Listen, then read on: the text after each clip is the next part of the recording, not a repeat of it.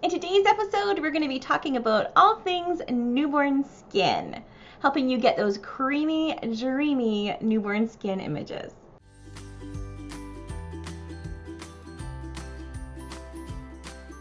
If we haven't met, I'm Lisa from Milk and Honey Photography and the Milky Way, and I inspire, empower, and educate photographers just like you to create the business, work, and art of their dreams.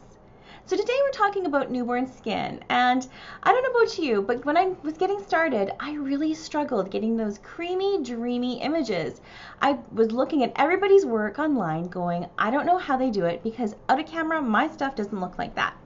So in today's episode, I really want to cover with you some of my favorite tricks and tips to help you get that yummy newborn skin.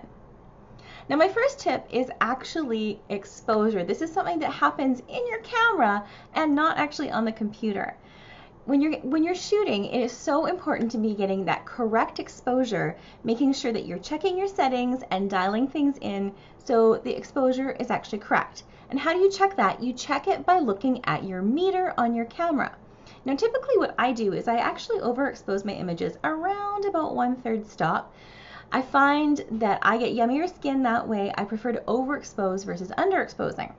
Now if you're underexposing, what you'll find when you're editing is that you may get a little bit of noise. And what noise is that kind of grainy looking stuff, and you don't want that because it's hard to get really great looking skin when you're underexposing too much.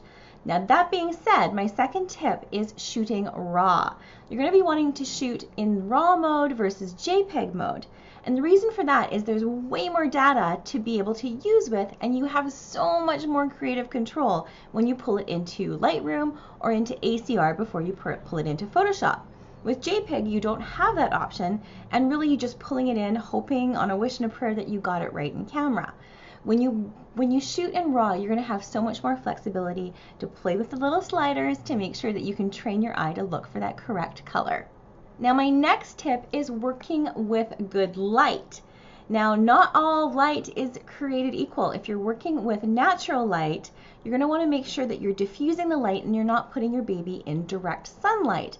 There is such thing as too much light, and putting baby in direct sunlight is not going to give you those results that you're going to want to have. If you're using natural light, what I would suggest is covering a window with maybe a shower curtain, diffusing it slightly so you're able to get that softer sort of wraparound light.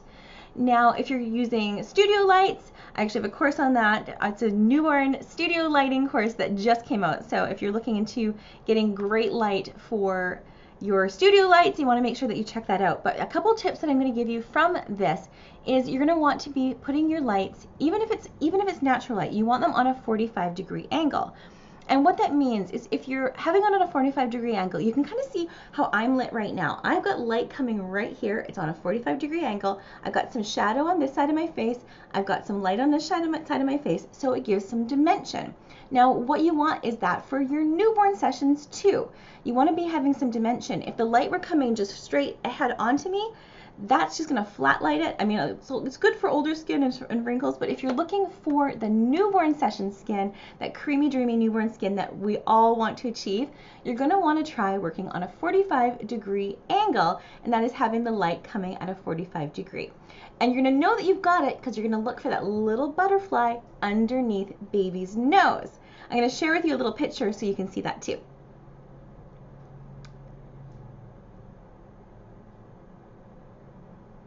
Now my next tip when you're getting started is also avoiding really bright colored blankets. You're going to want to start, especially when you're first getting started, you're going to be attracted to these really poppy colored blankets, reds and blues and greens. The problem is when you're lighting it, that color is going to bounce back onto baby's skin. It's called a color cast, and it can cause things. You can have babies extra red, extra green, extra blue.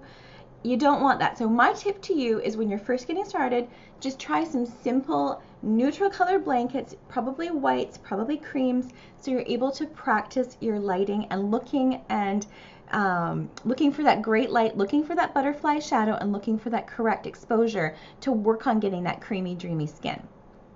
Now my next tip is don't expect not to do any editing.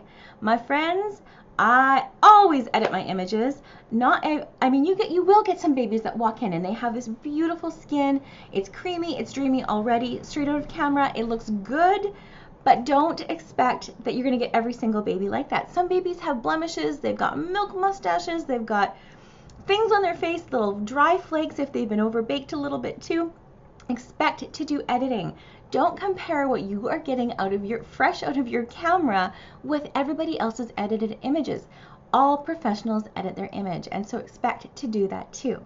So one of the plugins I love to use in Photoshop is one called Portraiture by a company called Imaginomic.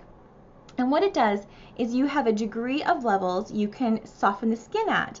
I typically have mine around 25% because I like my babies looking real and not plastic. I find if you're using it at 100%, it does give sort of a plastic quality. And if that's your style, it's cool. But my personal preference is to have a little bit of the texture still in that skin.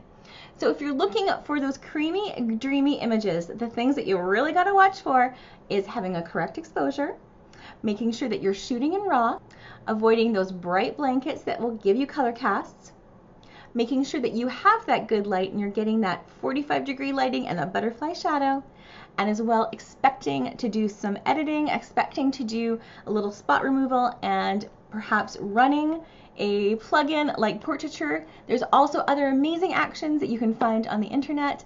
Some are free. Just run a little search and see what you can find. So I hope that you have loved watching this episode and it's helped you on your way to achieve that creamy, dreamy newborn skin that you've always wanted. Thank you so much for watching, and if you have not already subscribed to this channel, make sure you do so you don't miss a single trick, tip, or tutorial. Thank you so much, and we'll see you in the next episode.